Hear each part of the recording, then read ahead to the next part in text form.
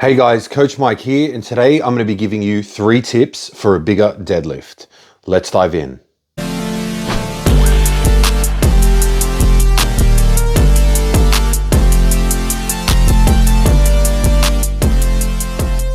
When it comes to lifting heavy and lifting maximum weight, efficiency is everything. Placing emphasis on your form, maximizing your leverages, ensuring that your technique is right for you is going to produce the most amount of force, therefore allowing you to lift the most amount of weight. You want to move the bar as little as possible because this is going to allow you to lift the most weight. You want to be able to produce the most amount of force you can over the shortest distance. This is going to equal the maximum strength that you can produce. Some of the best deadlifters in the world have amazing leverages for deadlifts. Often they will have really long arms, short torsos, legs that aren't too long or aren't too short relative to everything else in their body. And they either lift in a sumo or conventional stance that is more suitable for them and how they are built. In saying this, some of them lift in such a way that the bar hardly has to move off the floor. Although this may not be the best thing to do if your goal is to build some muscle, it is one of the best ways to get stronger and lift more weight. One of the most important things to understand before I dive into the tips themselves is to know that everyone is going to look different and deadlift differently. Don't try to copy the best deadlifters in the world. Although the principles that they use and apply may be very similar or the same, the exact way they deadlift may be slightly different and should be slightly different from person to person. Let's have a look at some of my clients.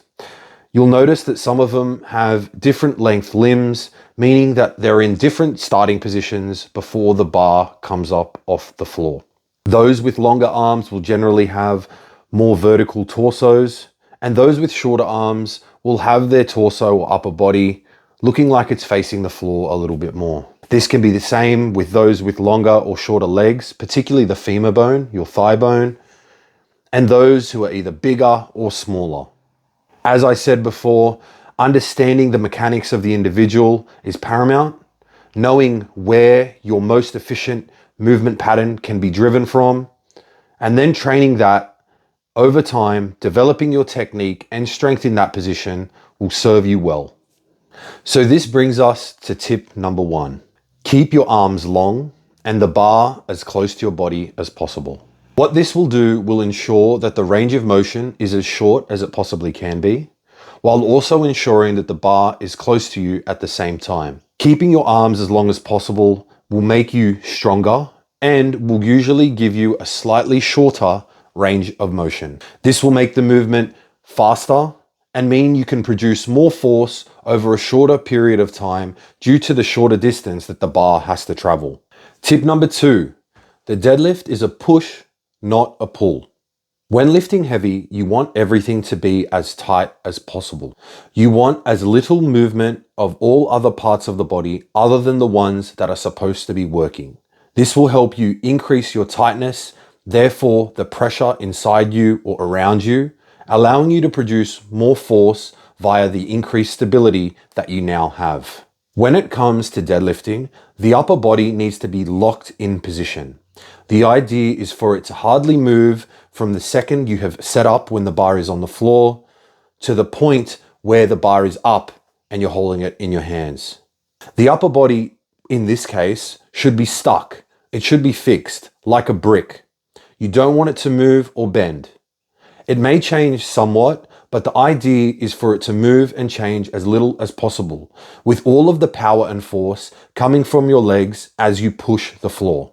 Given that the deadlift is a hinge pattern, something that requires you to use your hips or glutes in particular in order to straighten out your body, it's really important that all of your force comes through your legs. When you set up with the bar on the floor, you want to make sure that the bar is close enough to you that it is not far away, as mentioned in tip number 1. This will then allow you to push the floor with your legs and produce all of the force into the bar up from the floor that you need to get it off the ground. In saying this, when I deadlift and have found my starting position, I ensure everything is locked in as tight as possible to limit movement in limbs or areas that we don't want it.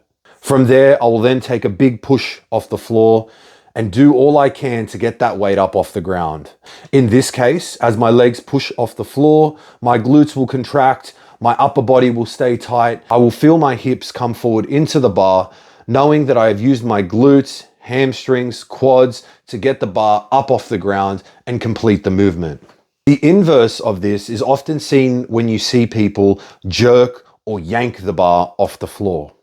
Although this may be more useful for some people, for the vast majority, it is a weaker way to deadlift. Deadlifting in this way means that there is more movement other than the strong, powerful muscles of the legs, requiring you to use more of your upper and lower back to get the force needed to get the bar off the ground. This is not the most efficient way to lift. Tip number 3, the height of your hips matters. When you set up for the deadlift, the height in which your hips are placed will affect your ability to produce force through your legs and into the floor. If your hips are too low, forcing the movement to be more like a squat than a deadlift, you will find it really hard to get the bar past your knees, as there is a lot more requirement of your lower back and upper body to help complete the lift. On the other hand, if your hips are too high, you will find that the deadlift becomes more of a stiff-legged deadlift, or RDL. This uses more of your glutes and hamstrings, but does not allow you to use your quads, which are one of the main muscles used when pushing off the floor. Although this movement may be excellent in driving hypertrophy in the hamstrings and glutes, it's not the strongest way to deadlift. So when you deadlift, you want to find the right starting position for you. And this will be very much based upon the length of your legs, arms, and torso. All of these contributing factors will alter the exact degree to which there's a bend or straightening of each of the joints of the body. In saying that, there are a couple of strategies that I like to use with my clients to help them find the right deadlift position. Often this will mean that their hips need to be somewhere in the middle, not too low or not too high. They need to ensure that the bar is close enough to their body, but not that close that it doesn't allow them to get their hips low enough in position. But you also don't want the bar too far away from you that it becomes an even harder lift. So you need to strike the right balance. And this usually means you finding a point before the bar is lifted where you can feel equal pressure between the front and the back of your foot. Finding this equal pressure in the front and the back of your foot is a great way to get a good understanding of whether or not your hip position is correct. One of the things I find is that when your hips sink too low, you may find that your knees travel further over the bar and you feel a lot more of the movement in the front of your foot, meaning that your quads are requiring to do a lot more work when lifting the bar, as well as your lower back. Having the hips too high, as I mentioned before, will mean you use a lot more of your hamstring or glutes, and you will generally feel a little bit more of the weight in your heels or the back part of your foot. Therefore, before you lift, try to find a hip height that allows you to feel equal pressure in the front and the back of your foot. You may need to play around with your starting position a little bit, but eventually you will find a movement that both feels efficient and powerful. Hey guys, if you've watched this far, this is a quick reminder that you can head over to my website, www.coachmichaelsekos.com. There'll be a link in the description where you can contact me for coaching or download my free hybrid training program. If you need help with training, running, becoming a better athlete, reach out to me. I'm glad to help you. I have spots available for online coaching for anyone around the world. And if you want me to do the thinking for you, all you have to do is reach out and we can get started ASAP. Summarize those briefly. Number 1, keep the arms as close to your body as possible and make them as long as possible. This will improve the efficiency of the movement. Number 2, the deadlift is a push, not a pull. The power should be coming from your legs, not your upper body when you're trying to get that weight up off the floor. And tip number 3, hip height matters, as this will affect your starting position and therefore the muscles you recruit when lifting the weight off the floor. That's a wrap on another YouTube video, 3 tips for a bigger deadlift. If you like this video, go ahead and like, comment, or subscribe. More content coming like this. I hope you found it useful. Don't forget to contact me for coaching. Thanks for watching.